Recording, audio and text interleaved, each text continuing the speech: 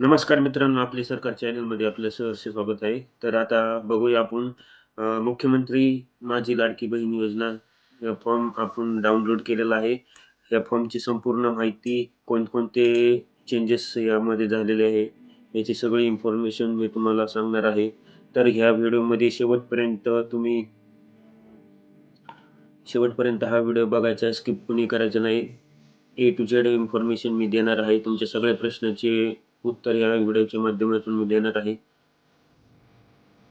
जोपर्यंत तुमच्या अकाउंटवर पैसे येत नाही, तोपर्यंत सगळ्या ह्या ज्या योजना आहेत, त्याची योजनेची सगळी इन्फॉर्मेशन मी तुम्हाला या चॅनेलमार्फत देणार आहे. तर बघू शकता इथे या ठिकाणी फॉर्म ओपन केलेला आहे. महिलेचे असे ठिकाणी संपूर्ण नाव आपण टाकायचे आहे. त्यानंतर या ठिकाणी लग्नापूर्वीचे नाव टाकायचे आहे. लग्नानंतरचे नाव टाकायचे आहे. काही-काहींचे नाव लग्नापूर्वी वेगळं असतं आणि लग्नानंतर वेगळे नाव चेंज केलेलं असतं.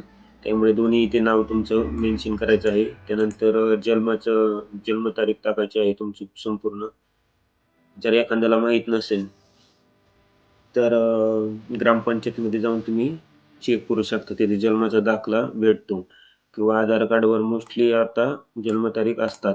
अर्जदाराचा संपूर्ण पत्ता, परमनंट जो पत्ता आहे, तो पत्ता तुम्ही तिथं मेन्शन करायचा आहे. जन्माचे ठिकाण, जिल्हा, शहर, ग्रामपंचायत कोणती, शेडगाव, पिनकोड काय ते सगळं मेन्शन करायचे आहे. उदाहरणार्थ एक शहर, तालुका वगैरे डिस्ट्रिक्ट सगळं त्यात मेन्शन करायचं आहे. त्यानंतर मोबाईल क्रमांक टाकायचा आहे. आधार नंबर टाकायचा आहे.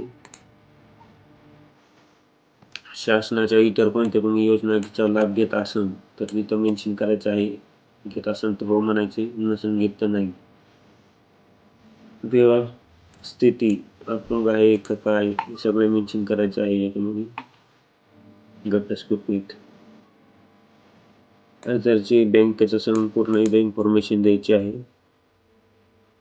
त्यानंतर तुम्ही सामान्य महिला आहे का ग्रामसेवक आहे का कोण आहे मेन्शन करायचं आहे. आधार कार्ड यामध्ये डॉक्युमेंट कोणकोणते लागणार आहेत मित्रांनो? आधार कार्ड एक लागणार आहे. जन्माचा दाखला ऐवजी तुम्ही रेशन कार्ड देऊ शकता किंवा आधार कार्ड वगैरे दिले तरी चालेल. हमीपत्र एक द्यायचं आहे. बँक पासबुक एक द्यायचं आहे. अर्जदाराचा फोटो एक द्यायचा आहे आणि एक हमीपत्र हे दिलेलं आहे, त्याच्यावर सही करून स्कॅन करून भरून द्यायचं आहे.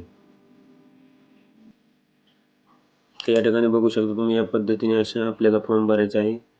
फॉर्म भरून झाल्यानंतर तुम्हाला हा फॉर्म एकतर अंगणवाडी मध्ये जमा करायचा आहे, नाहीतर तुम्ही ऑनलाईन ॲप थ्रू पण ॲपमधून पण अर्ज भरू शकता. या ठिकाणी बघू शकता टिप, अर्जदाराने सदरचा अर्ज पूर्णपणे भरण्यात आल्यानंतर संबंधित अंगणवाडी केंद्रामध्ये जमा करण्यात यावा. ही झाली ऑफलाईन पद्धत मित्रांनो. ऑनलाईन पद्धत वेगळी आहे. ती ऑनलाईन पद्धत कशी भरायची याचा मी तुम्हाला नेक्स्ट व्हिडिओमध्ये सांगणार आहे. तर कुणाला काही डाऊट असेल ऑनलाईन पद्धतीने कसा अर्ज भरायचा, कोणकोणते कागदपत्रामध्ये चेंजेस झाले याची संपूर्ण माहिती मी नेक्स्ट व्हिडिओमध्ये सांगणार आहे. तर नेक्स्ट व्हिडिओ